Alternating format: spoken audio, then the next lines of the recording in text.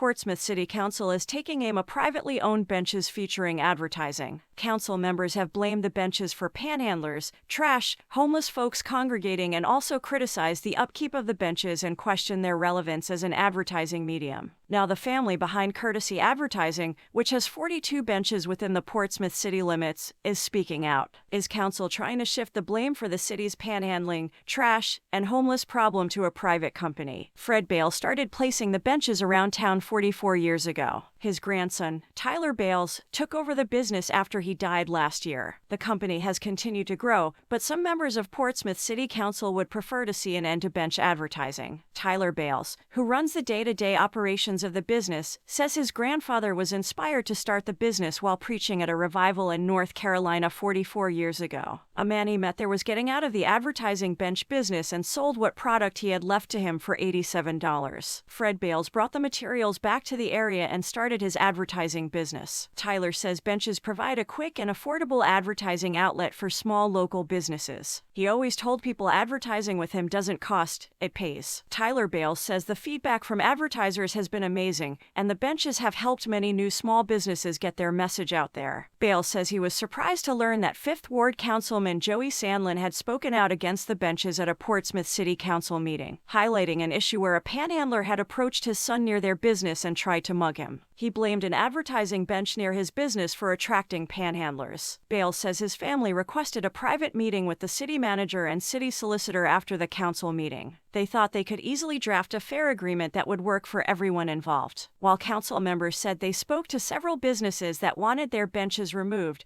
Bales questions why council members are getting between him and his customers. They have my contact information. If they have an issue they want to address, I would address it with them easily. Bales said he followed up with the businesses council members claimed wanted their benches removed and heard a very different story. I spoke with one person who stated that the city wanted them to be removed. Another mention stated that they never even talked to anybody from the city. A lot of these business owners that I went and spoke to do not have a problem with our benches. Bales says it's just a matter of small businesses helping other small businesses. The family also feels that Councilman Sandlin wants every advertising bench in the city removed and will not let it go until he puts them out of business. The family says some council members raised the issue of possible injury from the benches, so they went around and checked every bench to make sure there was nothing dangerous. They admit some benches need repair but say they are reluctant to spend the money if council is planning on making them remove all of their benches. Why would anybody want to spend thousands of dollars if they're just going to take them away? Tyler Bales says council is dragging the matter out and refusing to approve an agreement that works for all parties involved. The family also denied claims that they did not hold the proper liability insurance for their benches. During this last meeting, they claimed all the private businesses would have liability. Both the city and the private businesses are protected. The company says they have contracts with the private property owners where benches are placed. They did not turn those contracts over to the city since the contracts are confidential information between two businesses. It's not the city's business. They have no right to those contracts. The company says it very much wants to come up with a workable contract with the city, but officials keep stalling. We're willing to do that, but we're not getting any feedback. The company says they are willing to remove benches from public property, but would like to come up with a deal to keep them there. Maybe by offering free advertising for city events so that other businesses can still advertise there. Tyler Bales says he worked some concepts of ways to promote the city, but I guess that wasn't something they were interested in. He said the city manager, solicitor, engineer, and council clerk had been outstanding and tried to work with the company. We appreciate that. He said working out an agreement with other communities had been easy, so the issue in Portsmouth is puzzling. The family says if council does decide to ban benches, they're taking an affordable advertising outlet away from local small businesses. They also said council is taking money away from Fred Bales, 83-year-old widow who depends on the income from the business to survive. This is a personal issue brought to City Council by Joey Sandlin. They pointed out they'd driven by the same location where Sandlin's son was accosted by a panhandler, and even with their bench gone, there was still a panhandler sitting on an electrical box in that location. Is he going to start campaigning to have electrical boxes removed in the city? Removing benches to move homeless people away from a particular area is sometimes called hostile architecture. Critics point out that it does nothing to stop issues like drug use or homelessness, it just forces people to move to other areas or sit or lie on the ground. Previously, council members have expressed concern that the large number of rehab facilities in the area contributes to the panhandling and homeless problems, even going so far as passing a ban on new facilities.